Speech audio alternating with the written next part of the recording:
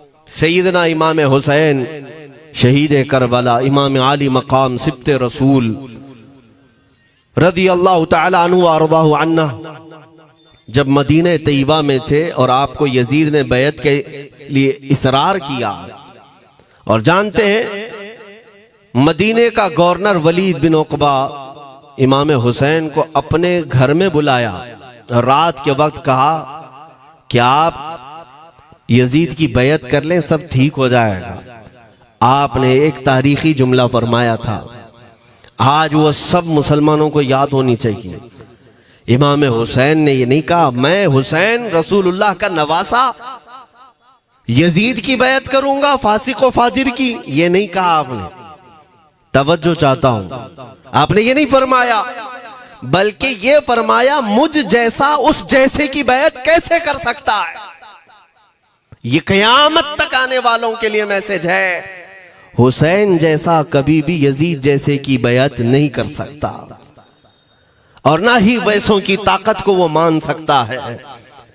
और अल्हम्दुलिल्लाह हमारी माओ ने बचपन से हमें हुसैन को ही सुनाया है, यजीद को नहीं। इसलिए आज अगर किसी तख्त पर यजीद बैठा हो तो हमें डर नहीं लगता इस बात का कि वो गर्दन उड़ा देगा, हमें इस बात का खौफ नहीं लगता कि फांसी पर चढ़ा देगा। हमें इस बात का यकीन है कि अगर हमारे टुकड़े भी हो जाएंगे तो इंशाअल्लाह हमारी रूह करबला जरूर पहुंचेंगी। इमाम हुसैन के साथ क़यामत के दिन उठाए जाएंगे, हक बात करते हुए अगर दुनिया से जाएं। अजीजा ने गिरामी वक़ार, मैं तारीख की चंद झलकियां आपके सामने रखूंगा। मुझे हुक्म भी हुआ है, बहुत जल्दी वक्त खत्म हो जाएगा, समेटना है। मैं चंद मिसालें आपके सामने रखता हूं। ताकत किसे कहते हैं, कुव्वत किसे कहते हैं। जिम में जाकर बॉडी बनाने वाला ताकतवर है, काजू बादाम खाने वाला ताकतवर है, मुक्के मारने वाला ताकतवर है। कौन है ताकतवर? ताकत किसे कहते हैं मेरे अजीजों? असल ताकत तो ये है कि तुम इस्तेमाल अपने हाथ पैर कुछ भी ना करो, लेकिन खलबली दूसरों में मची रहे। ये असल ताकत है, ये रब ताला की तरफ से दी हुई होती है इनाम में।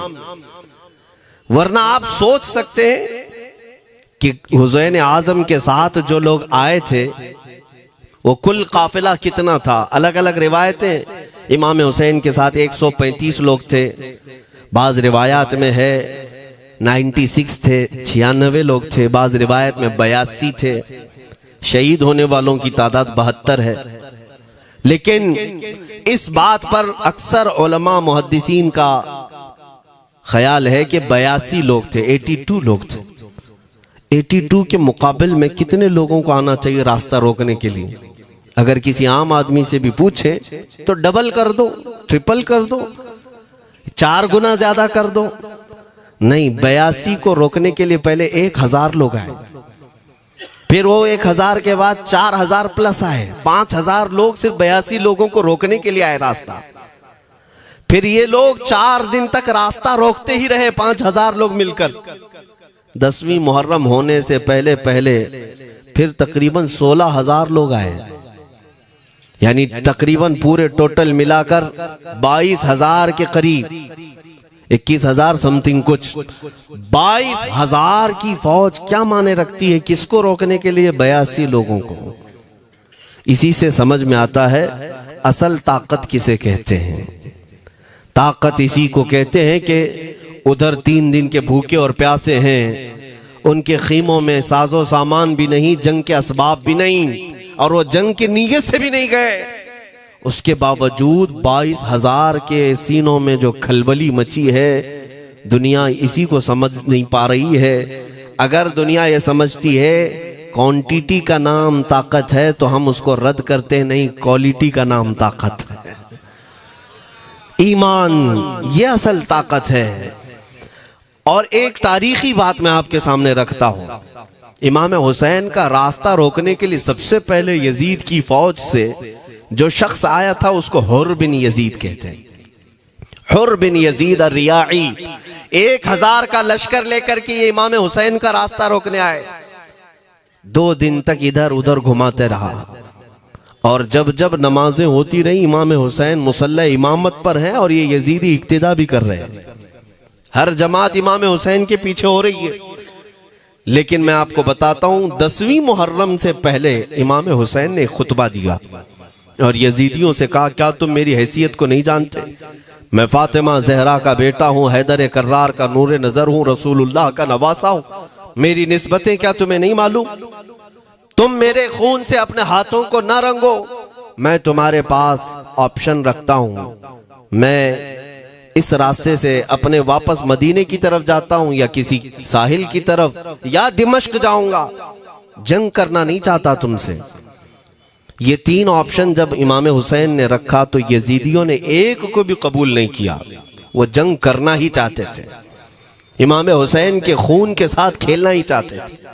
लेकिन जो हुर बिन यजीद है, तवज्जो चाहता हूं, जो खुद इमाम हुसैन का रास्ता रोकने के लिए आया, उसके दिल में ये बात आई और उसने आकर के 10वीं मुहर्रम को यजीदियों से कहा, मियां मान लो हुसैन की बात, 3 में से कोई एक बात मान लो, हम जंग नहीं करना चाहते, वो रसूलुल्लाह के बेटे ही तो हैं।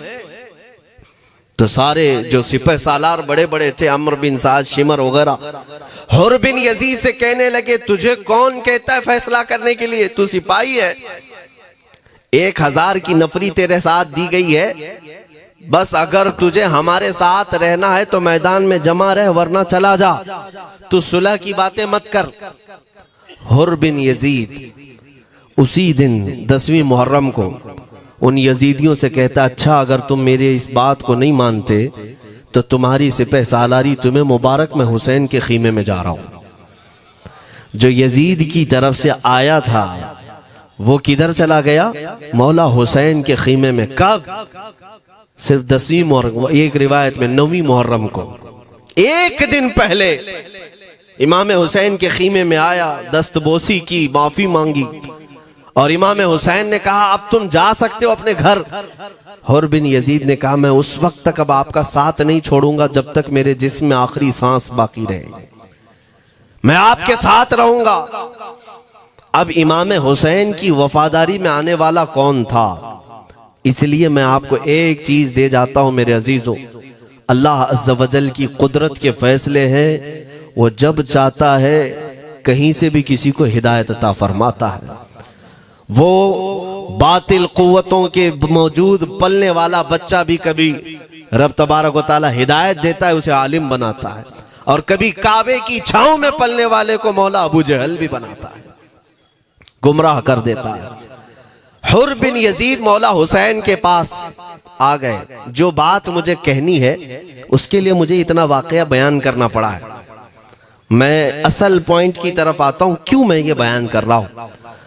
जब 10वीं मुहर्रम को जंग शुरू हुई, अम्र बिन साद ने तीर चलाया, तो जानते हैं खीमा हुसैन की तरफ से सबसे पहले मैदान में उतरने वाला यही हुर बिन यजीद ही, यही उतरे अपने घोड़े पर सवार होकर उन्हीं यजीदियों से लड़ने के लिए जिनकी फौज में ये आए थे, उनके मुकाबिल में लड़ने के लिए गए। और जब लड़ने की इब्तिदा हुई, सुबह से दोपहर के करीब तक वो लड़ते रहे, जवाल तक। अब जो बात कहना है तवज्जो से सुनो। हुर बिन यजीद ने सुबह से लड़ाई की, बहुतों ने वहां पर मैदान जंग में मुकाबला आराइयां की हैं, लेकिन हुर बिन यजीद की जो लड़ाई है वो तारीख में लिखी हुई। आज उन्होंने यजीदियों के साथ जो जंग किया, कई घंटे जंग करने के बाद, जानते हैं तन्हा हुर बिन यजीद ने 120 यजीदियों को कत्ल किया। 120 की तादाद, एक घोड़सवार एक ही है, 120 को मार गिराया। उसके बाद जामे शहादत नोश किया। मैं तारीख पढ़ रहा था, वहीं पर हमने किताब को रोक दी।